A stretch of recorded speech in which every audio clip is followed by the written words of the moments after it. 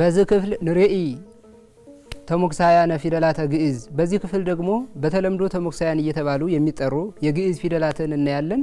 ጽንሆ ምስሌ በተለምዶ ሞክሸ እየተባሉ የሚጠሩ የግዕዝ ፊደላት አሉ። በቋንቋ ሕግ ሞክሸ ማለት አይቻልም።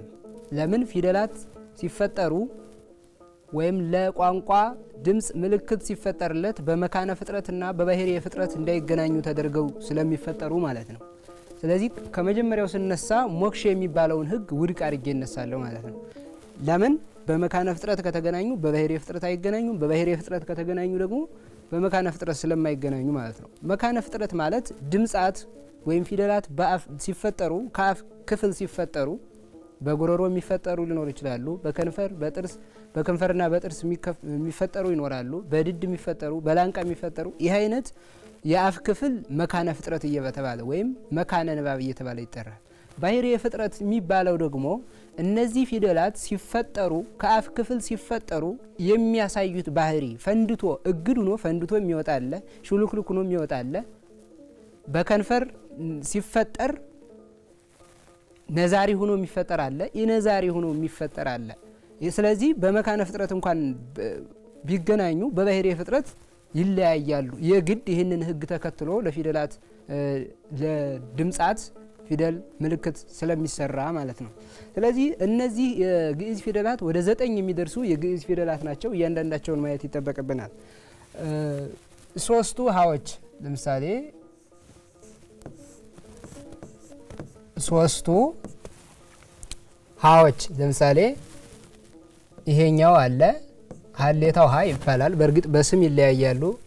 ይሄኛው አለ፣ ሐመር ውሃ አለ፣ እንደገና ብዙሃን ውሃ ይህ አለ።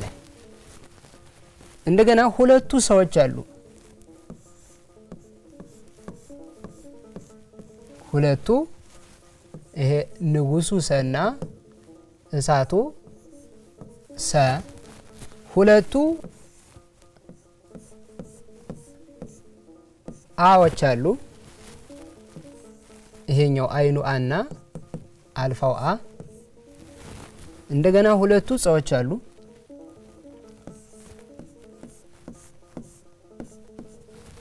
ጸሎቱ ጸ እና ፀሐዩ ጸ ማለት ነው። እነዚህ ፊደላት በግዕዝ ቋንቋ ውስጥ ችግር የገጠማቸው ፊደላት ናቸው። ለምን? አንደኛው ከአንደኛው ጋር ድምጻቸው ተቀላቅሏል ማለት ነው። ይሄ የሆነበት ምክንያት ከባለፈው ክፍለ ጊዜያችን እንዳየነው የአማርኛ ፊደላት በ14ኛው መቶ ክፍለ ዘመን ሲፈጠሩ ቅርጽም ድምጽም ከዚሁ ከግዕዙ ነው የወሰዱት እና ቅርጻቸውንም ከግዕዙ ፊደላት ድምጻቸውንም ከነዚህ ፊደላት ይወሰዱባቸው አሉ። ለምሳሌ ይሄ ፊደል ንጉሱ ሰ የነበረው ቀዳሚ ድምጹ ሸ የሚል ነው። እንግዲህ ሸ የሚለው የአማርኛ ፊደል ሲፈጠር ይሄ ሸ የምንለው የአማርኛ ፊደል እንደምታዩት ቅርጹን ከዚህ ከእሳቱ ሰ ወሰደ፣ ድምጹን ደግሞ ከንጉሱ ሰ። ጥንታዊ ድምጹ ይሄ ሸ ነበረ። አሁን ለምሳሌ ትግረኛ የሚችል ሰው ሸዊት ይላል፣ ሸዊት ሰዊት ይላል። አሁን እኛ ስለጠፋ ድምጹ እኛ አካባቢ ሰዊት ነው የምንለው፣ ግን ሸዊት ሸዊት ማለት እሸት ማለት ነው። ሸዊት እንደዚህ እና እነዚህ ፊደላት የአማርኛዎቹ ባለፈው ያየናቸው እዚህ ጋር እናንሳቸው እስኪ። እነ ሸ፣ ቸ፣ ኘ፣ ኸ፣ ዠ፣ ጀ እና ጨ እነዚህ 7ቱ እንደምታያቸው ቅርጻቸውም ከዛው ከግዕዝ ፊደል የተወሰደ ነው። ድምጻቸውን በተመሳሳይ ለምሳሌ ይሄ ሸ የሚለው ቅርጽ ከእሳቱ ሰ ወሰደ ቅርጹን። ይችን ብቻ ነው ይችን እንግዲህ የተጨመረ ማለት ነው። ድምጽ ደግሞ ከንጉሱ ሰ ነው የወሰደ ማለት ነው። ንጉሱ ሰ በዛን ሰዓት ይሄ የግዕዙ ንጉሱ ሰ ድምጹን ይሄ አማርኛው ፊደል በ14ኛው መቶ ክፍለ ዘመን ተፈጥሮ ድምጹን ሲቀማው ትንሽ የሚቀራረበው እሳቱ ሰ ነበረ። ሰና ሸ ትንሽ ተቀራራቢነት አላቸውና የሚቀርበው እሳቱ ሰ ስለሆነ ወደ ማን ተጠጋ? ወደ እሳቱ ሰ እንጂ ይሄ ድምጹ የነበረው ሸ ነው። አሁን የአማርኛ ፊደላት የተፈጠሩት እያለን ነው። ካለን ላይ ዝም ብለው ተጨምረዋል። አሁን ይሄ ሸ ከሆነ ይሄ ድምፅ ሸ ከሆነ ይሄ ሸ ምን አስፈላጊነት አለው? አንዳንድ ምሁራን የግዕዝ ፊደላት በስተዋል ይጥፉ ብለው ሲናገሩ ነበር። መጥፋት ካለባቸው እነዚህ ፊደላት ናቸው መጥፋት ያለባቸው። ምክንያቱም ካለው ላይ ነው የተፈጠሩት። እነ ሸንስና የንጉሱ ሰ ድምፅ ስለሆነ ማለት ነው። ይሄ ቸ ተ ነው ቅርጹ ከተ የወጣ ነው። እኘ ከነ የወጣ ነው።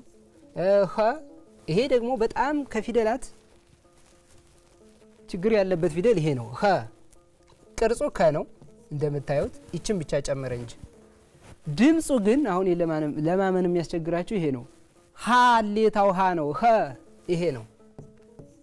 ይሄ አሁን እነዚህ ፊደላት እነዚህ በተለይ እነዚህ ሶስቱና እነዚህ ሶስቱ ሀዎችና ሁለቱ አዎች በቅርጽ ብቻ ሳይሆን በድምፅም ችግር የገጠማቸው ግዕዛቸው ብቻ ሳይሆን ግዕዛቸው ከራባቸውም ጋርም ተደባልቆባቸዋል ድምፀታቸው ማለት ነው። ስለዚህ ይሄ ፊደል ይሄ የአማርኛው ፊደል ኸ የነበረው ይሄ ኸ ይባል ነበር። የኸ ሲፈጠርበት ይሄ ድምፅ ከምኑ ጋር እንደሆነ የሀሌታው ሀ ከራብኡ ከአራተኛው ፊደል ጋር ሀ። አሁን ሁለት ሀ አለን። ሀ ሁ ሂ ሀ። ግን እንደዛ አይደለም። የመጀመሪያ ፊደላት የግዕዝ የመጀመሪያ ፊደላት ሲነገሩ አፍ መከፈት የለባቸውም። ለምሳሌ ለ ስንል አፍ አይከፈትም። ለ ስንል አፍ አይከፈትም።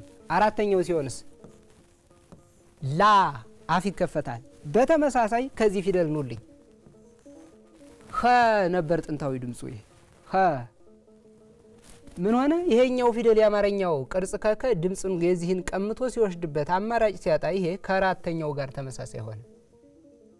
አሁን ይኸው ሀ የሚል እንግዲህ አራተኛው ይሄኛው ኸ ይላል፣ ይሄኛው ሀ አራተኛው።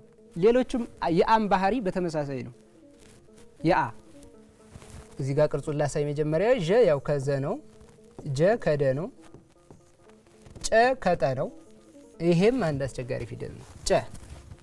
ጨ ቅርጹን ከጠ ነው የወሰደ። ድምፁ ደግሞ በሚገርም ሁኔታ ከፀሐዩ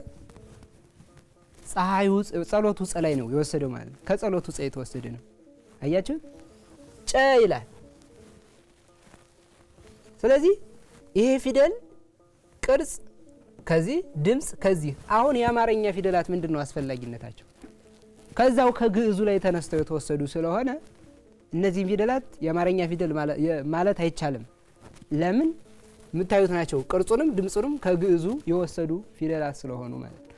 እንደገና የዚህ የአ ድምፅ አለ። አሁን ይሄና ይሄ አንድ ነው።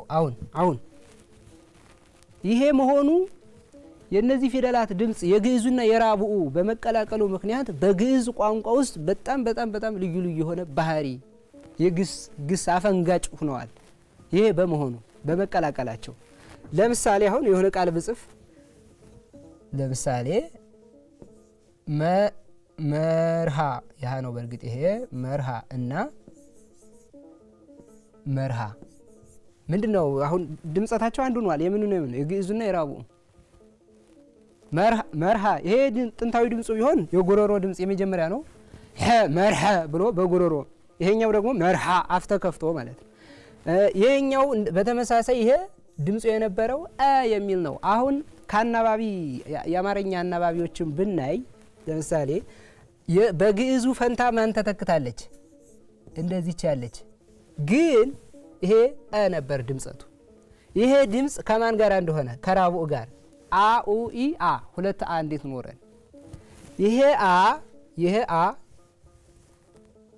የዚህን የአራተኛውን ፊደል ድምፅ ተቀላቅሏል። ስለዚህ መሆን ያለበት ይሄኛው ነው የድምፀቱ ማለት ነው። እያንዳንዳቸው ፊደላት ሀሌታው ሀ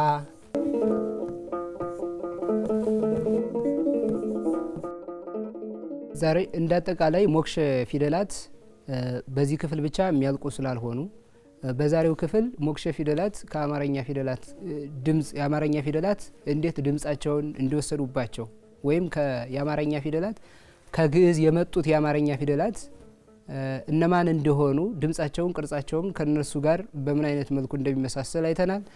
በቀጣይ ደግሞ ሞክሼ ፊደላትን እያንዳንዳቸውንና ድምጸታቸውን በዝርዝር እናያለን።